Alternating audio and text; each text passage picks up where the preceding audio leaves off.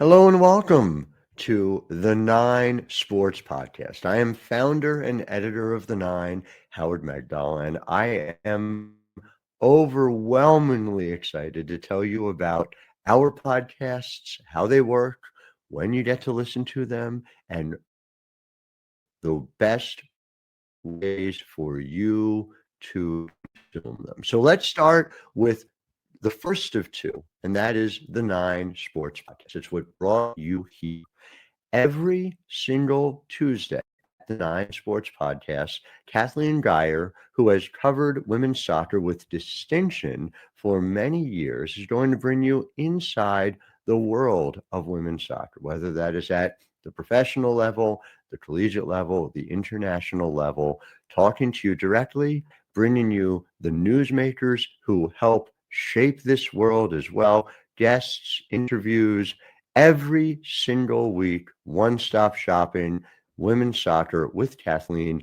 Cannot recommend this highly enough. This is your first every Tuesday. Hear from her about women's soccer. On Thursday, you're going to hear from the great Maya Smith. Maya is part of course, the Ice Garden, which is the women's hockey publication, which joined the Nine family this summer. Mike Murphy, Michelle J. and company have been doing incredible work for many years. I've been a longtime subscriber. I am honored and privileged to be working in tandem with them. And Maya will bring you, much the same way, newsmakers, interesting stories, observations, giving you everything you need to know about women's hockey. She will be here this Thursday, alternating Thursdays throughout the year. And then on Friday, you're going to hear from me and you're going to hear from the great Jackie Powell on all things women's basketball. Once again, very busy time, but it's always a busy time in women's basketball. WNBA, college basketball, recruiting, international play, you name it. We're going to take you inside the storylines, original breaking news. You will often hear from us. As you know, Jackie and I, both news breakers, and also taking you directly inside the arena so you can hear what is going on in the world of women's basketball. So that is the Nine Sports Pod. You can subscribe for free everywhere you get your podcasts. One of two podcasts that we are launching this month. The other launched on Monday, and it is Women's Sports Daily. And we have two incredible hosts, Chelsea Late and Stephanie Kaloy. And they're going to each morning, right to wherever you get your podcast, give you the 5 minutes of what you need to know, the reporting that is taking place at the Nine, whether it is from our sports insiders, whether it is from the Nine basketball, whether it is from our incredible hockey crew at the Nine Hockey powered by the Ice Garden. You are going to learn the absolute must stories. And let's be clear about this. The absolute must stories, not the stories that are going to draw the biggest clicks or inspire rage. This is not what we do. We seek light, not heat. Here at the Nine, we report and we stand by our reporting. We are accountable for it, and we make sure that you know what is really going on and what really matters in the world of women's sports. So again, wherever you get your podcasts, subscribe. Women's Sports Daily. Make it the first thing you listen to in the morning. When you get up, make sure you know what's happening in the world of women's sports when you go ahead and start your day. It is coffee for your brain. So those are the two podcasts. I'm beyond excited about our opportunity to share this time with you. We, of course, want to hear from you about everything that we're doing as we continue to grow and build. We have big announcements coming in the weeks ahead as well, and I can't wait to share all of them with you. This has been an incredible 2025 by Azure for women's sports, and specifically for what we are doing at the Nine Sports. And so as we move into 2026, I just want to thank all of you and remind you we cannot do it without you. So your support means everything. Spread the word. Let people know what we're doing. become a paid subscriber if you can. And let's all make sure that we all have the women's sports newsroom that we all know we need and we deserve. It's here. Let's build it together. So with that, I want to turn you over to Kathleen Gier, who is going to give you the inaugural edition of the Nine Sports Podcast, this one, Women's Soccer Edition. I'm Howard Megdal, and I'll see you again real soon, later this week. Hello. As Howard said, my name is Kathleen, and I am your host for the Nine Sports Podcast Soccer Edition. I am so excited to be here with you. I've covered soccer for about 10 years, back when Vlatko Andonovski was coaching in Kansas City. Oh, wait, that was also November, but with a totally different franchise. I'm sure we'll get into that at some point. But I've been with the Nine Sports for about 5 years now, and am just so excited about what we're going to be able to do here on Tuesdays with you. My top story for today, or number one at the 9, is Kat Macario's recent run of form for the U.S. Women's National Team. So we'll talk about that. We'll hear from her, and then we'll briefly recap the NWSL Championship from San Jose, where Gotham won their second title in 3 years. We'll also do a quick preview of the College Cup, which is coming to Kansas City at CPKC Stadium this weekend. Macario has 5 goals in the last 7 matches for the U.S. Women's National Team. And yes, that includes 2 braces. She almost had a third on Monday, except for one got called back there in the second half. Actually, in a really strange sequence of events, Lily Johannes also had a goal called back within a couple of minutes of that. But Lily Johannes was able to assist on Macario's goal in the 20th minute when she made a run down the right side, chipped a shot right past the outstretched goalkeeper to give the U.S. the lead. Macario, I feel like, is especially exciting given her return from an ACL injury that kept her out 2 years and kept her out of that last Olympic cycle. And I feel like when she got injured, she was really kind of the player to watch. She was at the top of her game. She was really becoming a reliable piece for the U.S. She gets her contract overseas, starts playing in Europe, gets injured, and it feels like she's kind of right back in form and maybe even better than before. And as many women's sports fans know, the ACL tears are just devastating. They end seasons, they keep people out longer than seasons, you miss Olympic cycles. So I always feel like we're rooting a little extra hard for those players coming back from ACL injuries. She spoke to the media after Monday night's game. Let's see what she had to say. Yeah, I mean, it's a lot. I think we had a lot of ups and downs this year.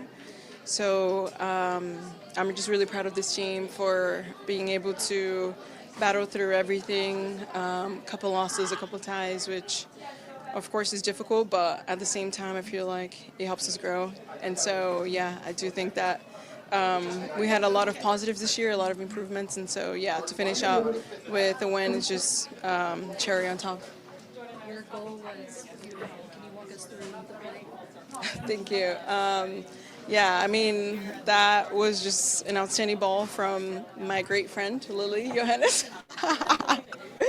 And then, yeah, I think afterwards I just saw that the keeper was a little bit off her line. So I think the keeper was one of the only options. So, yeah, I think I just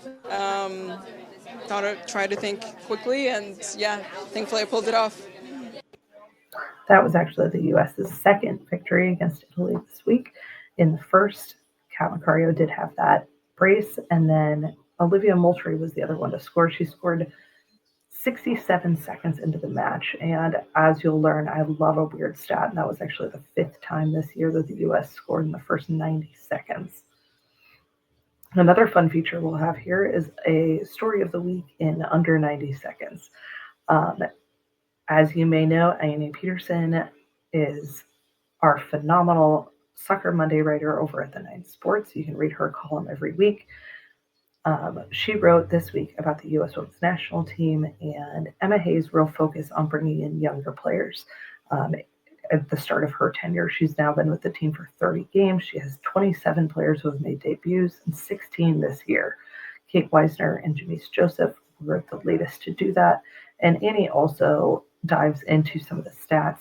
saying that 51% of the team's goals were either scored or assisted by players under 25 this year. The U.S. won 9 out of 10 to finish the year after kind of a rocky start, but seemed to be right where Emma Hayes wants them, with a lot of talent both on the field and ready to come back in the coming months. Let's see what Emma had to say after the game. I think you're starting to see the maturity in the performances. And look, it's not easy when you make changes, but one of the things we do in training with the limited time we have is by the second half, that back four trained together all week. So as much as it feels like, oh, there's all these broken connections, we try and be intentional in how we organise players. But I'm very much about coaching every one of our 26 players to play as us, always. And I focus on that. And of course, we organise our team to set up against opponents and spaces we want to exploit. But camp always dominates developing our game style. And I think when you watch it, for so many players to come in, and if you look at different parts of that menu, whether it's attacking, defending, transition, restarts, and all the elements that come in that, learning how to do all of those things and apply them is not an easy skill to do. U.S. Soccer also announced their finalists for End of the Year awards. For Women's Player of the Year, you have Emily Fox, Sam Coffey, Rose Lavelle, Alyssa Thompson, and Kat Macario. For Young Player of the Year, Jordan Bug, Pearl Cecil, Lily Reel, Michaela Johnson, and Riley Tiernan. Turning now to the NWSL final, where Rose Lavelle was the hero, leading Gotham to that second NWSL title in 3 years. She scored the lone goal in the 80th minute. This match was physical. It was tough. It was just a little chilly there in San Jose. But in the end, Gotham was able to sneak past a injury-laden Washington squad, who unfortunately saw Hal Hirschfield and Trinity Rodman both leave the match early. It seemed like no one was really breaking through. It seemed like they were playing pretty even, although Gotham was certainly more on the attack early. And unfortunately, the goal was scored right after kind of a lengthy time that Hal Hirschfield was down on the field and visiting with trainers. And Washington was playing down a man. She entered the game briefly. The goal was scored by Rose, and then they pulled her out of the game. Trinity Rodman left closer to the end. It looks like maybe a flare for that back injury. But obviously, Rodman was a big topic at media availabilities, even though she certainly didn't want to be commissioner. Jessica Berman did mention that they are planning to fight for her to stay in the NWSL, even though she has rumored offers from European clubs and even domestic clubs. This gives into a much larger conversation about their CBA and their pay structure and all sorts of things that we'll get into later in this show. But for now, we don't have a real update on her final destination, but that will definitely be something to watch here in the off season. As I mentioned earlier, Rose earned MVP honors for her performance, and it just really seems odd to me that with such a decorated career on the national team, that was her first NWSL title. She came close in 2023 and scored for the OL Reign, but eventually fell to Gotham. I think part of the reason that Rose is so easy to root for, as Mike Shore put it, is she's rambunctious. She's out there. She's playing aggressive. She just clearly loves the game. And I don't think anybody is a better face for the national team and their celebrations than Rose and her epic Celine Dion sing-alongs. And I know that I'm also constantly looking for Wilma Jean updates on her Instagram as well. During the week's festivities, the NWSL also revealed their end-of-season awards, where Temo Shawinga earned MVP honors for the second consecutive year. She was the league's Golden Boot winner, too, helping lead the Current on a historic run that ended early with a home loss to Gotham. She was kept out of the playoffs with kind of a lingering thigh injury that she picked up during the season. The team was noticeably different without her. She is so quick and so powerful, and I think they've really come to rely on her. They were also missing Michelle Cooper for that game, who's become kind of a national team favorite. But Tencza is such an unstoppable force, especially in that attacking third. And the team just seemed a little stunted without her there. Kind of muted that really high-powered offense. Their defense was still, stalwart. Their goalkeeper, Lorena, won Goalkeeper of the Year. She did a phenomenal job this year with a league-leading shutout streak, but just ended that a little early. I am particularly excited for my next little adventure. I'm headed to the College Cup with Florida State, TCU, Stanford, and Duke. Stanford enters as the top seed. It's their third straight appearance. They have the top offense with 4.13 goals and 23 shots per game, so they are definitely the team to watch. Duke is making their second consecutive appearance. Those two will face each other in the semifinals on Friday. Mia Minestrella has scored her sixth goal of the tournament in a 3-1 win against Washington in the quarterfinals. She has 18 goals and 5 assists in 22 matches. TCU is the number 2 seed. They're the next highest seed available. They beat the number 1 in their bracket in the 95th minute of their quarterfinal. And then Florida State was knocked out early last year as the number 1 seed. They are looking for their second title in 3 years, so not an underdog by any means, but this should be a really, really solid tournament. If you can't make it to Kansas City, that will be airing on the ESPN networks. One more thing I'll have my eye on this weekend, the World Sevens football tournament. The NWSL's Kansas City Current and San Diego Wave will both be playing in that, as well as teams from Canada, Mexico, Brazil, Colombia. I'm not super familiar with the tournament since it's new, but I think it'll be really interesting to see these players kind of test their strategy and test their skills in 7-on-7 game. Obviously, we had TST kind of bring that style last year, but that was a lot of kind of mix and match squads, a lot of retired players coming out of retirement to participate there. But that should be really interesting to watch, really fun to watch, just soccer in a totally different format. That is it for me today, but thank you so much for listening and maybe even watching this on YouTube. We have a lot of exciting things planned for the 9 Sports podcast and would love to have you along for the ride.